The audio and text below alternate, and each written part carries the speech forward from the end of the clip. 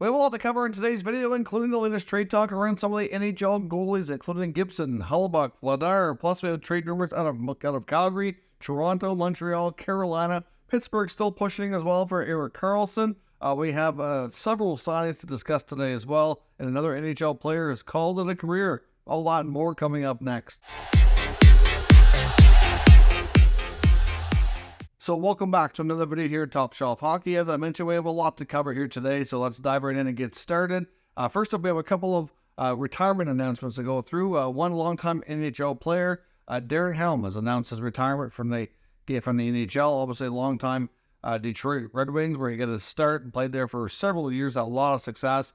Ended up finishing up with the Avalanche. Obviously, was a fairly good part of their bottom six, actually, when they won the Cup 2 years back. Darren Helm, along with the guys like Cogliano, certainly were the kind of missing pieces, the veteran experience that were at it, played key role-playing roles in the bottom six. That really was a good help. He had a heck of a career, and certainly deserves, well-deserved recognition for that, and I hope he obviously finds whatever comes next in happiness and retirement. A longtime NHL coach Alain Vigneault is also apparently retiring from NHL coaching.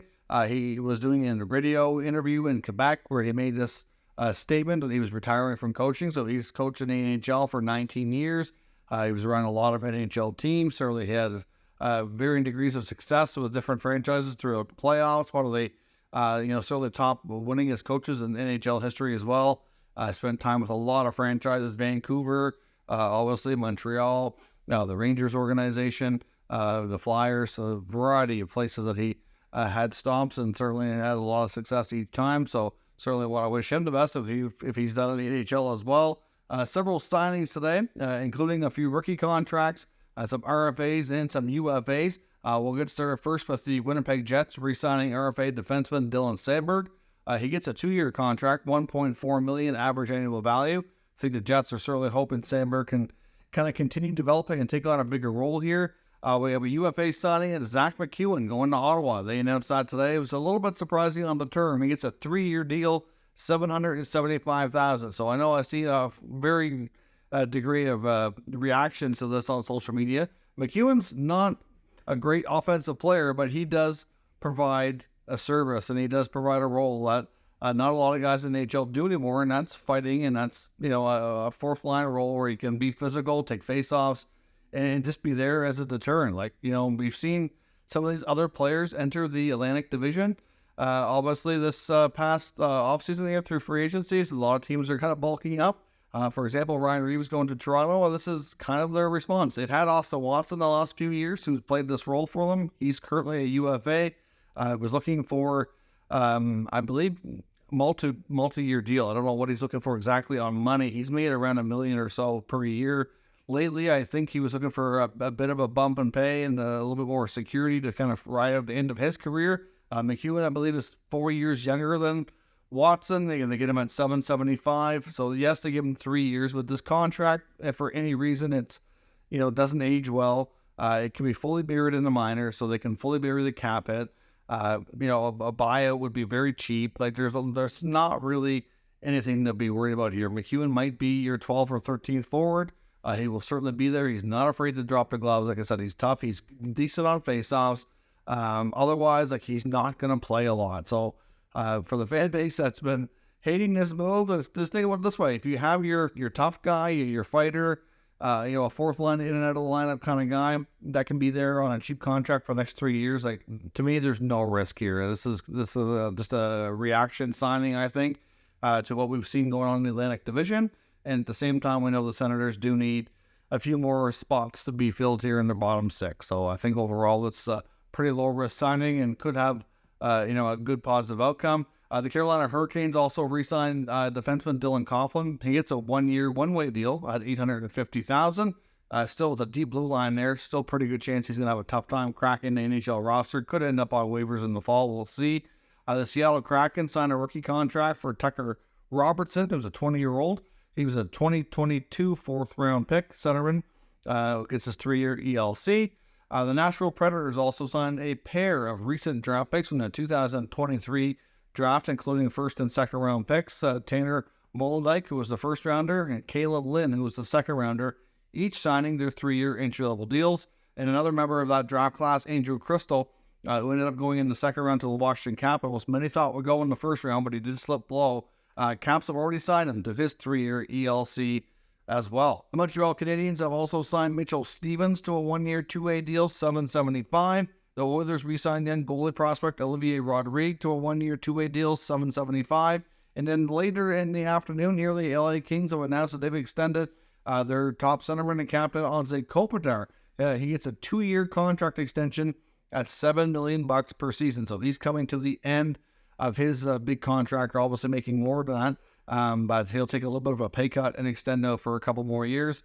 He's still well worth that kind of money. He's still producing offense at a good level, still playing solid defense in the Selke conversation. So I think that's a pretty good extension there. Out in Los Angeles, we also seen today that Martin Kaut, longtime prospect of the Avalanche, briefly with the Sharks, is leaving the NHL and assigned over in the Czech Republic. So he won't be anywhere near the NHL or AHL this season. The Sharks, where he was most recently playing, did offer a qualifying offer, so they will hold his signing rate should he make an attempt to return to North America and try to create another NHL opportunity. We also talked about earlier today in the video that Red Wings young forward Filip Zadina is having his contract terminated. That'll be official tomorrow. Today he was placed on unconditional waivers for the purpose of mutual contract termination, so he will become an unrestricted free agent. So we went into a lot more depth and looked at Zadina's young career and how we got to here and how this impacts things in Detroit. If you want more details, I'll certainly link the other video I posted today up in the YouTube cards, so you can check that out if you haven't had a chance already. But he will be joining the UFA group of players that are still looking for work. Obviously, he sacrificed $4.5 million by having his contract terminated, so clearly he's that unhappy with the Red Wings and willing to bet on himself and find a new deal somewhere else. There's lots of speculation that he has plenty of teams considering offering him a contract. Hard to say where he ends up. I really hope that wherever he goes, that he signs somewhere where he can get an offensive role and play a little bit more of a top 6 opportunity. I don't know that Filip Zadina is the kind of player that can adapt to be a 3rd or 4th line player. I don't know that he has those abilities. A lot of times you see players coming out of junior and other, development leagues, and the offense doesn't translate sometimes, and you either have to develop into a checker, defensive specialist, a PK guy, something that you can contribute to get an NHL spot, or you're going to end up out of the lineup. And I'm not convinced as of yet that he can be the 3rd and 4th line guy. But if he can get a role where he can play more in offensive time with a team, then I think that's where he'll flourish. So hopefully he can find a good landing spot. There's been some talk that the Minnesota Wild were interested and several other teams, but I don't know offhand exactly who those teams are. So we'll probably start getting more word on that over the next day or two. The San Jose Sharks apparently having some interest. A couple of UFA rumors for you on guys like Tarasenko and Dumba. Dumba apparently considering multiple offers on the table, including Arizona having some interest. Tarasenko obviously just changed agents, which we talked about yesterday. Also getting interest from a variety of other teams, but the Sharks are a new team that were mentioned here today as well by local Sharks media. Now, there's also some talk that the New Jersey Devils are still interested in maybe trading for one of the top veteran goaltenders that are available via trade. We know we have a couple of big names like Connor Hellebuyck and John Gibson, certainly still out there on the market. I don't think they would be interested in trading Akira Schmid, but I do think they would be interested in putting Schmid in the minors and running with a tandem of Vanacek and one of these other goalies, see if they could work out a deal.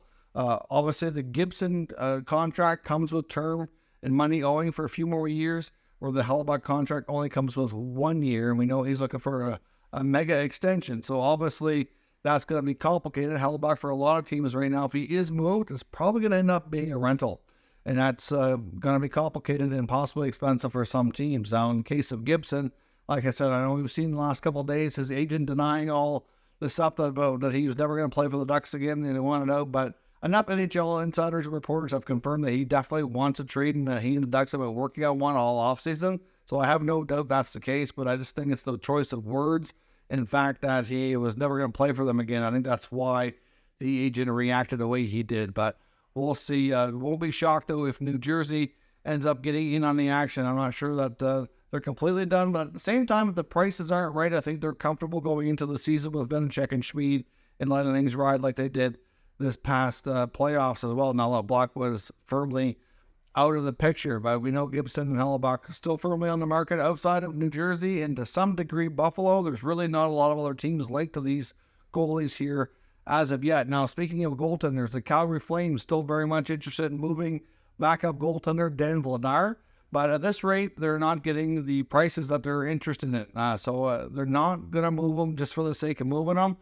Word is from the Flames organization they are prepared to, if necessary, go into the season with a 3-goaltender tandem, which I don't personally think is good for anybody. I've seen teams try this before, and it doesn't seem to work well because there's always an odd man out that's not getting any ice time.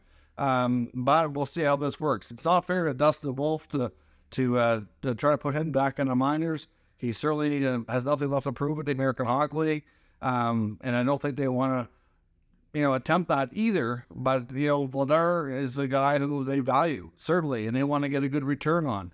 There's teams out there that could benefit, I think, from his services, but if they're not getting the price tag that they want, they're going to hold on to him. So we'll see if a trade materializes.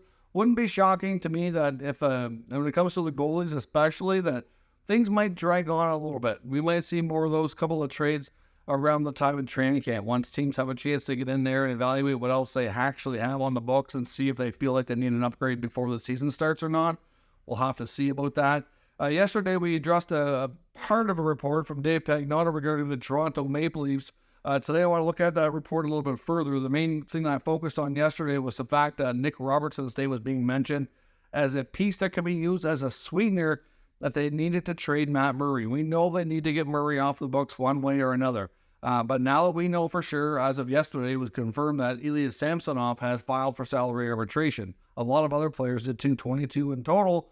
And I honestly do wonder if there might be a little bit more of a few more arbitration cases actually make it to arbitration this year than before, because you have to have your arbitration case be settled in order to get that second buyout window. And I think there might be some teams that are regretting not doing buyouts earlier and would like to have that second window. So they might need to let some of these cases go through their natural course here. So we'll have to see. But at the end of the day, buying out Murray is a real possibility. But of course, a trade gets him off the books completely. But as you know, teams are not going to take Murray just for the sake of taking him. Now, one team that could be interested in potential trade to help the Leafs out would be the Anaheim Ducks. But of course, that's only if they move John Gibson. They don't really need Murray otherwise. So we'll have to see about other potential teams. I mean, there's, we already seen a team like Philly take a goaltender that wasn't on a favorable contract as well. So there's not a lot of teams out there that I think would really stand to take Murray off their hands. So if they can't figure out a deal, a buyout is a fallback option, at least now that Samsonov's arbitration case is moving forward here. So we'll have to see how that goes. Murray needs to go. But another name to mention on there is TJ Brodie. There's also been mentioned that Brodie's been shopped as well. We know that Brad Treliving has been rumored to be wanting to rebuild that blue line. We know that obviously they're going to probably make a few more changes. We could still possibly see a big trade in the forward group, as depending on how things go with some of these contract negotiations on extensions. But certainly, Brodie's name is out there. Now, I know Brodie and Treliving would know each other well from their time in Calgary. So I'd be a little surprised in a way if he traded TJ Brodie, but he's 1 year left to $5 million.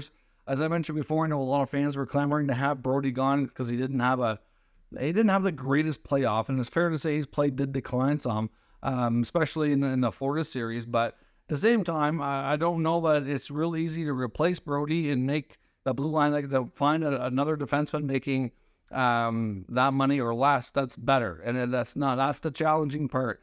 So if Treliving feels he can do that, then maybe he does. But his name is out there, and they are weighing out all options to look at blue line adjustments. Pagnotta also made mention that nothing is close on Austin Matthews, and as we've heard from other reporters, the Leafs and William Nylander are anywhere from $1.5 to $2 million apart on money when it comes to contract extension talks, and that's certainly holding things up a lot. I think the Nylander negotiation is actually having a lot of impact on the Matthews negotiation, because I really think they want to know where each other's numbers are going to be, and I think Matthews wants to know. I don't think Matthews cares too much what Nylander makes, because he knows he's going to make more, but I would imagine he wants to know if he's going to be in the mix or not. He's going to want to know who he's playing with, make sure his guys he likes to play with and are obviously valued teammates are going to be sticking around if he himself is going to stick around. And from Nylander's part, he wants to know what Matthews is going to be making, because he doesn't want to be that substantially lower, right? So at the end of the day, it's kind of complicated, but that's why there's been so much talk about a potential Nylander trade,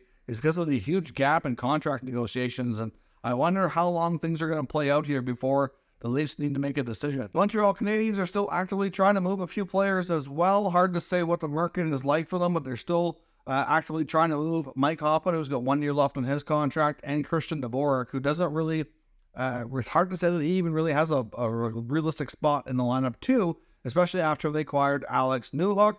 Not really sure Dufour really ever fit with the team, but obviously that was a bit of a knee-jerk reaction. They lost Kotkaniemi to the offer sheet. They let him go, used the compensation to flip to Arizona for Dvorak, and things never really exactly worked out there. The trade did seem to be a decent idea at the time, but just not everything materializes the way you envision. But Montreal still very much actively trying to do that. Of course, they moved Joel Edmondson on July 1st, but some of these other deals, which are going to be complicated to do, given how little money there is available between all the different teams' cap spaces and the small increase in space this year. But they're likely going to have to retain some salary or take back another contract maybe or something, but they're still actively trying to work on those guys as well. And of course, we know Brett Pesce is a possibility to be moved out of Carolina. Negotiations there have not gone the best, and we know that Carolina has a pretty deep blue line at this point, especially after adding Dmitry Orlov, so they probably feel like they can kind of afford to move on here if they need to. I mean, a Pesce trade wouldn't be unrealistic at all. We know Carolina and Pittsburgh are both the main teams pushing for Erik Karlsson, and Pesce would almost certainly have to move if they have any shot at Karlsson. Personally, I think Pittsburgh has a better chance at landing him than Carolina does. I'm not sure it makes any sense to put him and Burns back together, as I mentioned before. The Penguins, though, to get Erik Karlsson, they're going to have to do some creative cap juggling, which we know Kyle Dubas is, very familiar with that after his time in Toronto and is no stranger to that. So ultimately, one thing that might go their way, as well, just like I mentioned with Toronto, is they also have a player that's filed for salary arbitration in Drew O'Connor. So they could get a second buyout window. Now, after unsuccessfully trying to move a few players, I think there's a good possibility that if they get that second window, they could buy out either Jeff Petrie or Mikael Granlund. Out of the two, the Granlund contract, the way it's structured, gives you more savings. I think it's more likely they would get, obviously, a couple extra years tacked on because it's 2/3 of money over twice the period of time, and he has 2 years remaining. Petrie also has 2 years remaining, but he has a bunch of signing bonus money included in there, so that complicates things where you don't save quite as much. So ultimately, a Granlund buyout could create some extra space that would help the Penguins be able to pull off this kind of deal. And I would think that the San Jose Sharks would also have to take Petrie in this trade as well as a cost-cutting move. I'm not sure what all the Penguins would have to give them on top of that to make the trade to obviously be, something that San Jose wants to do for themselves. There'd have to be some picks in there for sure, and obviously something else in terms of interesting younger players that could help their organization. I would think that probably besides Petrie, they're going to have to give at least a couple of decent young players, maybe a first rounder for a future draft. And something along those lines. I don't know exactly what it's going to be. It's not going to be to the extent and haul I think a lot of people thought it would be before, given how much the contract is. But still, Karlsson to Pittsburgh is probably one of the few chances that they actually have to get him out of San Jose. So we'll have to see how this plays out. But like I said, these arbitration cases like in Toronto and Pittsburgh are going to help them make additional moves as well. Now back to Pesce for a second, where he's being, you could say shopped because of the contract negotiation issues. Looking at the Carolina roster, the one hole for me is still in the number 2C spot. I do wonder if they look at a guy like Mark Scheifele. Now, Scheifele's also rumored to be available. We know that. But at this point, Winnipeg hasn't really made firm decisions to move him or Hellebuyck. But if you look at the Carolina roster, right now, Kotkaniemi would be the guy to probably slot there. But I don't know that he's really the guy you really need. And I wonder if how happy they are with him, if they would consider a Kotkaniemi trade, for Scheifele. Like, would you maybe have a bigger deal involved? Like, even Teravainen's a player who's on an expiring deal too. So some combination of Pesce, Teravainen. I wonder if they'd move Kotkaniemi. I mean, it's not going to take that much to get Scheifele out of Winnipeg, but Winnipeg's going to want something back that's going to be of substance and good for them in the long-term future here, so Pesce would have to extend, but I'm not even sure that's going to be their main target here. Because one thing, as much as they could probably use it in an upgrade on the blue line, they moved Shifley, they already moved Dubois. They're going to need some help down the middle as well. So, maybe Kotkaniemi could go there and have a bigger role and see if he could finally flourish into the number 3 pick that some people thought he could be when he was drafted that highly, but we'll have to wait and see. Either way, lots going on in the league still, all kinds of question marks around lots of these players still. Hopefully we'll get some answers soon so we can start looking ahead to the next season, having a better idea where everybody's going to land. If you're new to the channel, of course, make sure you subscribe and stick around. We'll keep you up to date with all the news, rumors, and analysis of all 32 NHL teams. Thanks for watching, and I'll catch you next time.